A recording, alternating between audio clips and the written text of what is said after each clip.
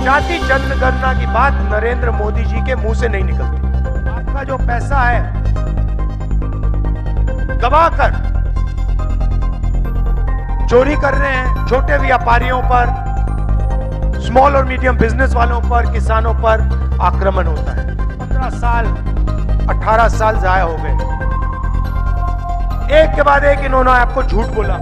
भारी बहुमत से कांग्रेस पार्टी मध्य प्रदेश में चुनाव जीतेगी और हमारी सरकार आएगी। तो कन्याकुमारी से लेकर कश्मीर तक 4000 किलोमीटर पैदल चला, अकेला नहीं चला, हमारे साथ लाखों लोग भारत जोड़ो यात्रा में एक साथ चले। रास्ते पर मुझे बहुत सारे अलग अलग लोग, किसान, मजदूर, बेरोजगार युवा, छोटे दुकानदार, हजारों लोगों से बात करने का मौका मिला। और जब भी मैं युवाओं से बात करता था, और मुझे याद है मध्य प्रदेश में जब भी मैं युवाओं से पूछता था क्या करते हो, जवाब आता था कुछ नहीं, बेरोजगार। तो शुरुआत में ही मैं पूछना चाहता हूं, यहां मीटिंग में बहुत सारे युवा दिख रहे हैं, यहां पे बेरोजगार युवा कौन है? हाथ उठा के दिखाओ मुझे। तो ये मध्य प्रदेश की हालत है। किसी भी युवा से आप पूछो क्या पढ़े, इंजीनियरिंग, डॉक्टरी, आईएएस के लिए, आईपीएस के लिए पढ़ाई तो कर ली, प्राइवेट कॉलेज को, प्राइवेट स्कूल को, प्राइवेट यूनिवर्सिटी को पैसा दे दिया, डिग्री भी ले ली, मगर काम नहीं मिला। यह आपकी सच्चाई है। सुना कुछ दिन पहले यहां मोदी जी आए, उन्होंने कहा कि 500 फैक्ट्रियां हमने लगा दी हैं।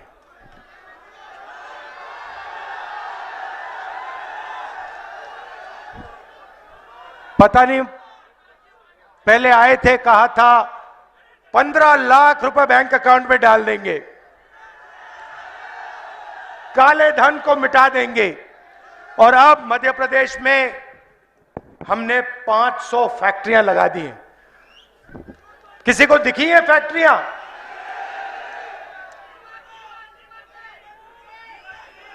लगी गई फैक्ट्री? तो यहां पास में, मध्य प्रदेश के पास में छत्तीसगढ़ है। हमने छत्तीसगढ़ में क्या किया और क्या सोच रहे हैं हम छत्तीसगढ़ के लिए, मैं आपको बताना चाहता हूं। क्योंकि जो हमने छत्तीसगढ़ के लिए किया है वही हम मध्य प्रदेश के लिए करना चाहते हैं। तो देखिए, शुरुआत अगर हिंदुस्तान को या किसी भी प्रदेश को, भैया बाद में करना, या किसी भी प्रदेश को मजबूत बनाना है, पैरों पर खड़ा करना है, तो शुरुआत किसान और मजदूर से होती है। वो इस देश की नींव है, फाउंडेशन है, और अगर नींव कमजोर होती है तो इमारत नहीं बन सकती।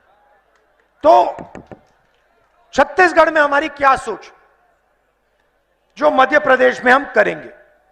सबसे पहले हमने छत्तीसगढ़ के किसानों को पिछले 5 साल में सही दाम देने की गारंटी करी। तो छत्तीसगढ़ में धान उगाते हैं, बीजेपी के समय तकरीबन 2000, भैया बैठ जाइए, बैठ जाइए, बैठ जाइए।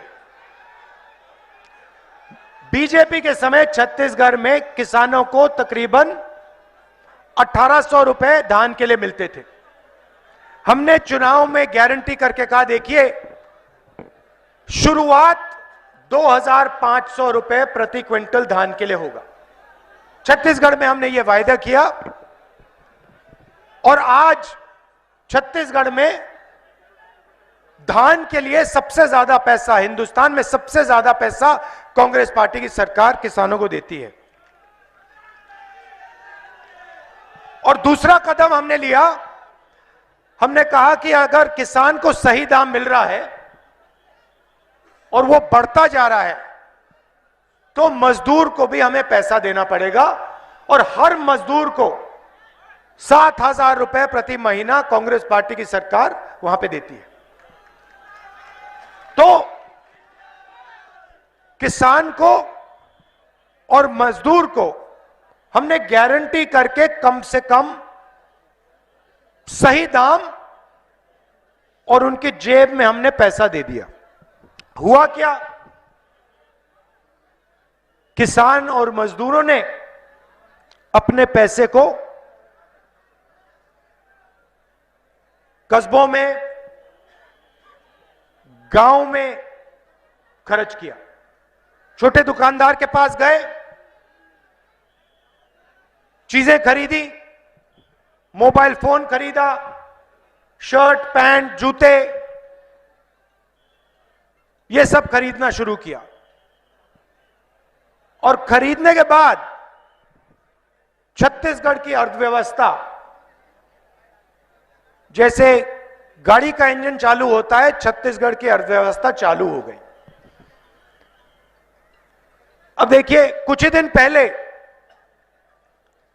मैं छत्तीसगढ़ में था, वहां पे 10-15 किसानों से मेरी बात हुई। मैंने सवाल पूछा, उनसे पूछा, भैया आपकी जमीन का दाम क्या है? मैं हैरान हो गया। किसान मुझे कहता है, राहुल जी हमें जमीन का दाम नहीं मालूम। मैंने कहा, क्या कह रहे हो? आपकी जमीन है, आपको दाम ही नहीं मालूम? कहते हमें दाम पता लगाने की कोई जरूरत नहीं है। मैंने कहा, क्यों? कहते हैं मर जाएंगे मगर जमीन नहीं बेचेंगे। तो मैंने कहा, क्यों? कहते हैं, राहुल जी बीजेपी की सरकार के समय कर्जा था, हम आत्महत्या की सोचते थे। आज आपने हमारा कर्जा माफ कर दिया, सही रेट, धान के लिए सही रेट आप देते हो, जमीन बेचने का सवाल ही नहीं उठता। हम जमीन क्यों बेचे? अगर हम बेचने नहीं जा रहे हैं तो दाम पता लगाने की क्या जरूरत? तो यह हालत है छत्तीसगढ़ में। और यहां पे 18,000 किसानों ने कर्जा ले लेकर आत्महत्या कर दी है।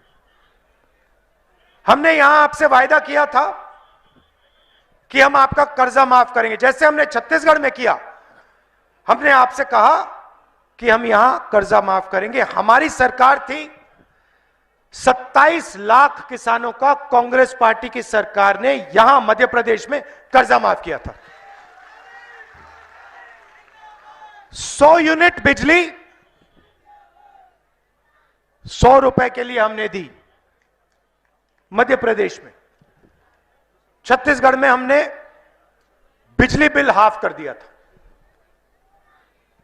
अब यहां हुआ क्या, जैसे ही हमने किसानों के लिए काम करना शुरू किया, वैसे ही बीजेपी ने, बड़े बड़े उद्योगपतियों ने आपकी सरकार आपसे चोरी कर दी। आपके एमएलए उनको पैसा देकर, जो किसानों की, मजदूरों की कांग्रेस पार्टी की सरकार थी, उसको चोरी किया, परे किया और उन्होंने अपनी सरकार, यहां भ्रष्ट सरकार वापस ले आए।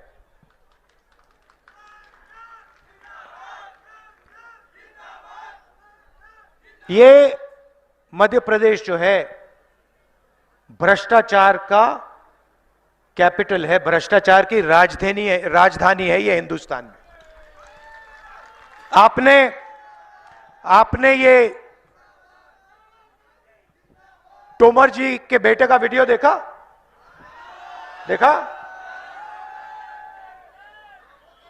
वीडियो फोन पर बैठे हैं, आपका जो पैसा है दबाकर चोरी कर रहे हैं। अच्छा, यहां के जो आपके बीजेपी के एमएलए हैं, मंत्री हैं, वो कोई कम नहीं है। तोमर जी की और उनकी रेस चल रही है, कौन मध्य प्रदेश से के जनता से, किसानों से, मजदूरों से ज्यादा पैसा चोरी करेगा।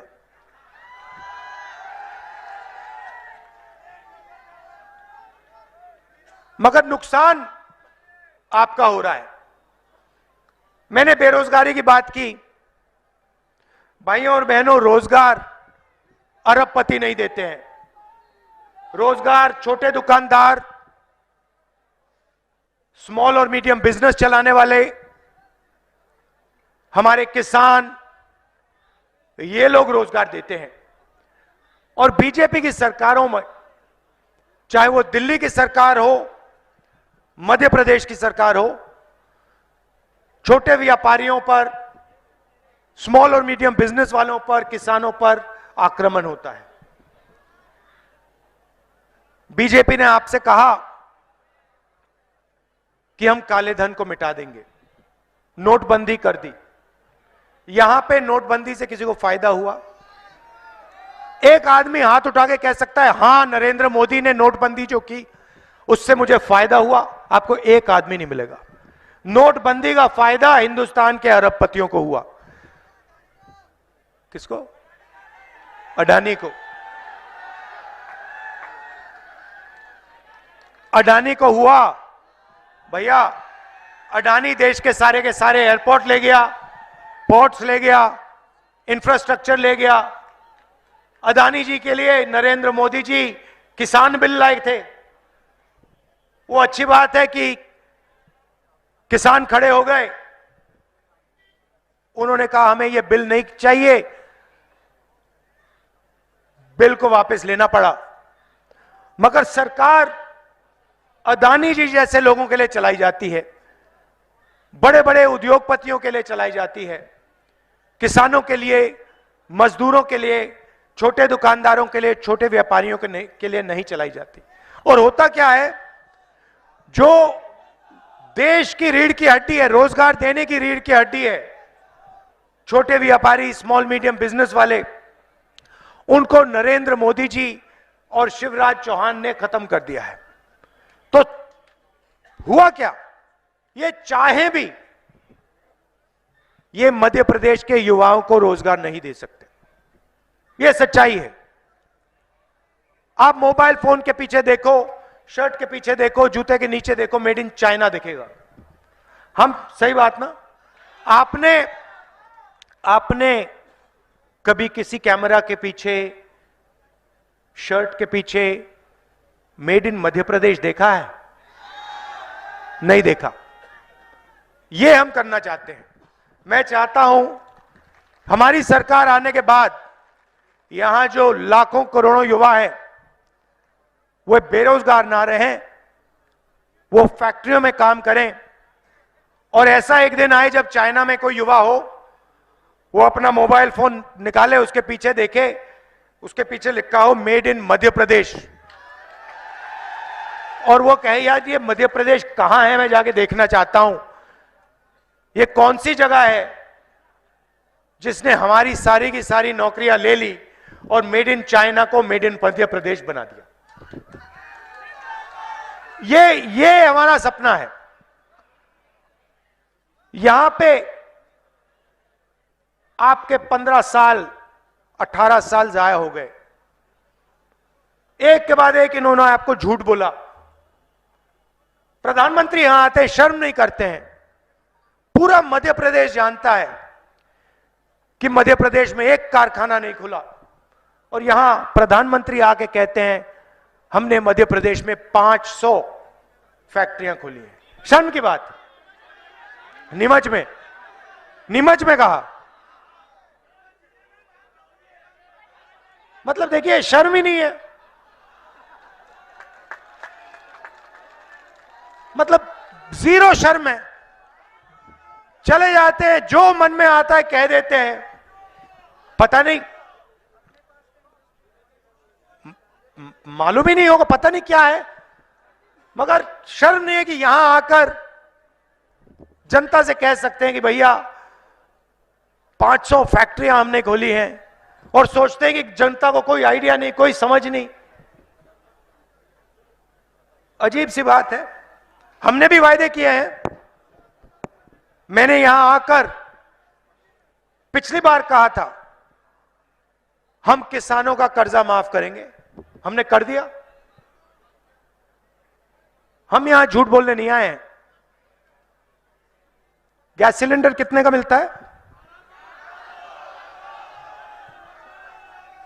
1200 का। आप लिख लो, चुनाव के बाद यहां मध्य प्रदेश में 500 रुपए का गैस का सिलेंडर हो जाएगा।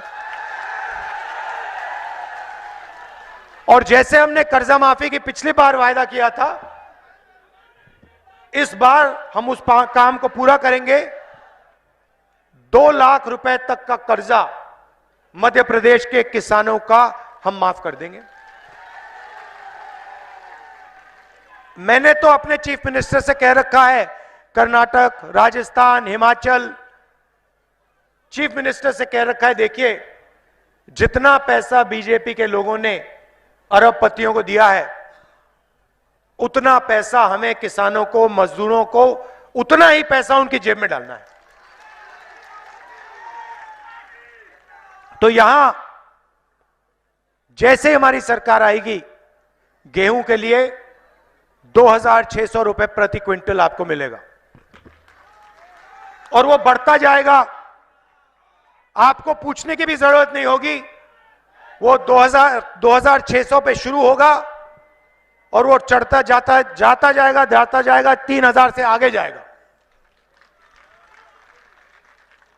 और 100 यूनिट बिजली के 100 रुपए के लिए मिलेंगे। तो ये हमारे वायदे हैं, और हम चाहते हैं कि जो काम हम छत्तीसगढ़ में कर रहे हैं, किसानों की वहां हमने जिंदगी बदल दी, छोटे दुकानदारों की, व्यापारियों की, स्मॉल और मीडियम बिजनेस वालों की हमने जिंदगी बदल दी, वो हम मध्य प्रदेश में करने जा रहे हैं। देखिए, सच्चाई में आपको बता देता हूं, यहां पे चुनाव कांग्रेस पार्टी स्वीप करने जा रही है। मतलब भारी बहुमत से कांग्रेस पार्टी मध्य प्रदेश में चुनाव जीतेगी और हमारी सरकार आएगी। तो उसके बाद हमारी जिम्मेदारी बनती है।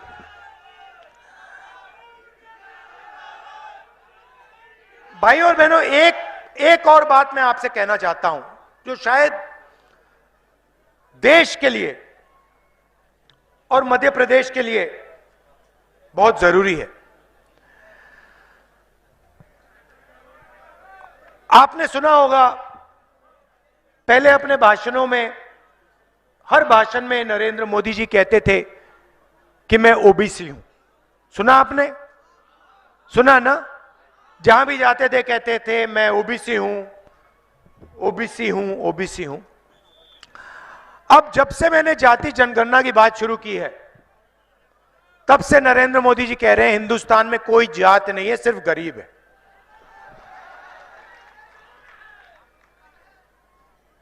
कोई जात नहीं है, सिर्फ गरीब है, मगर नरेंद्र मोदी ओबीसी है। मतलब एक ही ओबीसी बचा हिंदुस्तान में, उसका नाम है नरेंद्र मोदी। क्यों? क्योंकि मैंने जाति जनगणना का सवाल उठाना शुरू कर दिया। अब देखिए भाइयों और बहनों, मध्य प्रदेश का मैं आपको उदाहरण देना चाहता हूं। गलतफहमी में मत रहिए, सरकार को एमएलए नहीं चलाता, सरकार को अफसर लोग, आईएएस के लोग, सरकारी ऑफिसर्स चलाते हैं। सही बात है। हर युवा आईएएस क्यों करना चाहता है? क्योंकि वह जानता है कि सरकार को आईएएस अफसर चलाते हैं, सरकार को अफसर चलाते हैं। तो मध्य प्रदेश की सरकार को शिवराज चौहान और 53 अफसर चलाते हैं। तो मैं आपसे पूछना चाहता हूं, 53 अफसर में से पिछड़े वर्ग के कितने अफसर हैं? एक।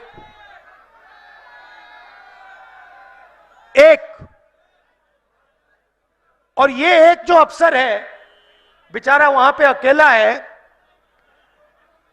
इसको ये लोग कोई काम नहीं देते, ये कोने में बैठा रहता है।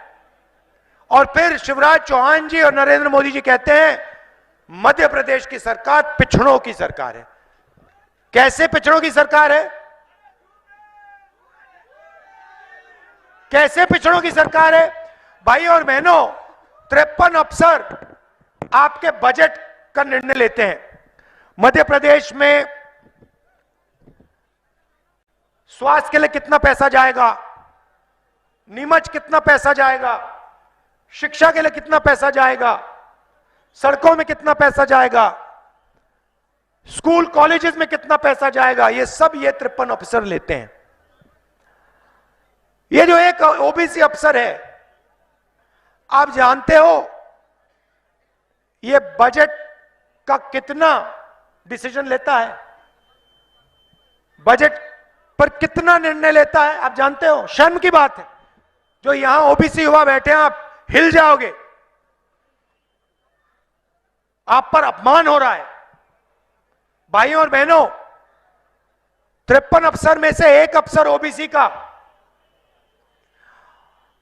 और अगर मध्य प्रदेश की सरकार 100 रुपए खर्च करती है, 100 रुपए खर्च करती है, तो 33 पैसे ओबीसी वर्ग के अफसर निर्णय लेते हैं। 100 रुपए में से 33 पैसे का निर्णय ओबीसी वर्ग कर रहा है। और नरेंद्र मोदी, शिवराज चौहान जी कहते हैं मध्य प्रदेश में ओबीसी की सरकार। इसीलिए ओबीसी युवाओं को, दलित युवाओं को, आदिवासी युवाओं को यहां रोजगार नहीं मिलता। कैसे मिलेगा? आप बजट का निर्णय ही नहीं लेते। 100 रुपए में से 33 पैसे ओबीसी अफसर लेता है, ना के बराबर है। तो इसलिए मैंने कहा अच्छा, दिल्ली में हालत अलग नहीं है, वैसी हालत है। दिल्ली में 90 अफसर सरकार को चलाते हैं, पूरा का पूरा बजट का पैसा बांटते हैं। दिल्ली में 3 ओबीसी अफसर 5% बजट का निर्णय लेते हैं। तो मैंने सवाल उठाया, पार्लियामेंट में उठाया, मैंने कहा देखिए, मध्य प्रदेश में 100 रुपए में से 33 पैसे ओबीसी अफसर ले रहे हैं। तो मैं जानना चाहता हूं, इस देश में ओबीसी वर्ग की आबादी कितनी है, यह जानना चाहता हूं मैं। क्योंकि अगर ओबीसी अफसर 100 रुपए में से 33 पैसे का निर्णय ले रहा है, और अगर आबादी 0.33% है ओबीसी की, तो ठीक है। मगर मैं जानता हूं कि ओबीसी वर्ग की आबादी कम से कम 50% है। अब जैसे ही मैंने नरेंद्र मोदी जी से कहा पार्लियामेंट में कि भैया एक काम कीजिए, ये जाति जनगणना कर लीजिए, इससे दूध का दूध पानी का पानी हो जाएगा, सब पता लग जाएगा देश में कितने पिछड़े लोग हैं, कितने जनरल हैं, कितने आदिवासी हैं, कितने दलित हैं। उस दिन के बाद नरेंद्र मोदी जी कहते हैं, भैया भाषण में कहते हैं हिंदुस्तान में कोई जात नहीं है, हिंदुस्तान में सिर्फ गरीब है। और जनगणना की बात, जाति जनगणना की बात नरेंद्र मोदी जी के मुंह से नहीं निकलती। तो मैं आपको यहां गारंटी देना चाहता हूं कि जैसे ही हमारी सरकार दिल्ली में आएगी, नेशनल लेवल का जाति जनगणना हम करके दे देंगे।